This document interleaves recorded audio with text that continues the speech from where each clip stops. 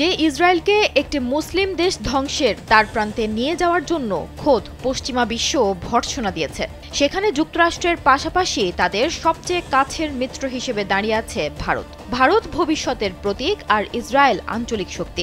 সুতরাং দুই দেশ একসাথে বড় কিছু করতে পারবে এবং দুই দেশের সম্পর্ক এখন আগের যে কোনো সময়ের চেয়ে শক্তিশালী পর্যায়ে আছে।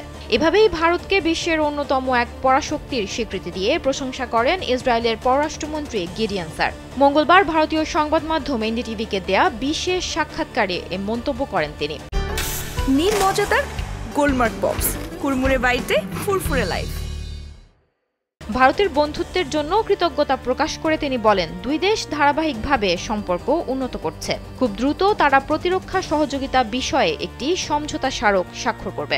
এরপর তিনি 2023 সালের ফিলিস্তিনের স্বাধীনতাকামী গোষ্ঠীর হামলার পর ভারতের দ্রুত নিন্দা জানানোর ঘটনায় নয়াদিল্লির প্রতি গভীর কৃতজ্ঞতা প্রকাশ করেন।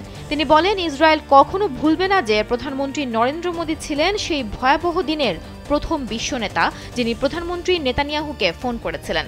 ভারত ইসরায়েলের পাশে ছিল, এটা তারা চিরকাল মনে রাখবে।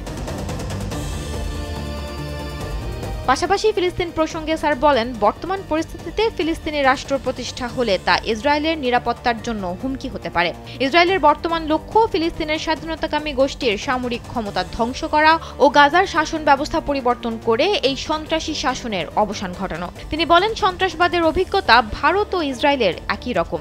ইসরায়েল গোয়েন্দা তথ্য, প্রযুক্তি ও প্রতিরক্ষার ক্ষেত্রে ভারতের সঙ্গে নিবিড়ভাবে কাজ করছে। সাক্ষাৎকারের শেষের দিকে তিনি প্রধানমন্ত্রী মোদী ও নেতানিয়াহুর মধ্যকার সম্পর্ককে অত্যন্ত কৌশলী বলে প্রশংসা করেন এবং আশা প্রকাশ করেন তারা খুব শীঘ্রই সাক্ষাৎ করবেন।